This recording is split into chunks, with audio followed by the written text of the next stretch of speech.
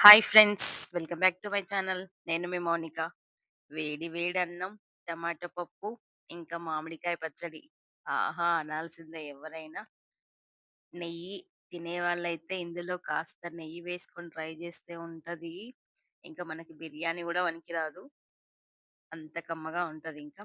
Tomato పప్పు, మామిడికాయ పచ్చడి. వేడి వేడి అన్నంలో. ఇంకా మిగతా రైస్‌తో మాత్రం ముద్దపప్పు, పచ్చి పులుసు. ఈ ముద్దపప్పుకి పచ్చి పులుసు కాంబినేషన్ అయితే చాలా బావుంటుంది. మనం పచ్చి పులుసుని డిఫరెంట్ డిఫరెంట్ స్టైల్స్‌లో చేసుకోవచ్చు. పచ్చిమిర్చితో, ఎండుమిర్చితో ఎలా చేసినా సరే పచ్చిమిర్చిలో ఆనియన్స్ ఉంటేనే ఆ ఫ్లేవర్ కరెక్ట్ ఉంటుందింకా.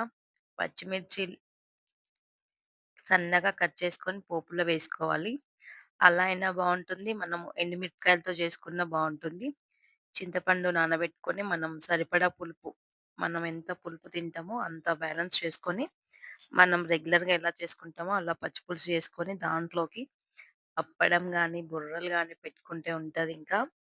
మనకి ఏ బిర్యానీ, ఏ నాన్ వెజ్ గూడా పనికిరాదు. పప్పు, పచ్చి పులుసు కాంబినేషన్‌కైతే.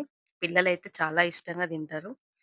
మనకి పచ్చి పులుసులో మెయిన్ అయితే మనం పులుపు ఎక్కువ తినొద్దు ఇప్పుడున్న సీజన్ ఫుడ్ ప్రకారం అయితే.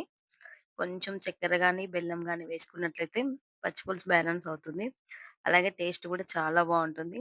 తప్పకుండా ట్రై చేయండి. ఎలా వచ్చిందో కామెంట్ చేయండి.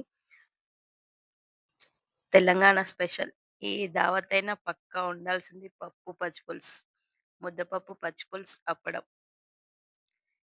ఇంకా మనమైతే సమ్మర్‌లో ఎక్కువ చేసుకుంటాము.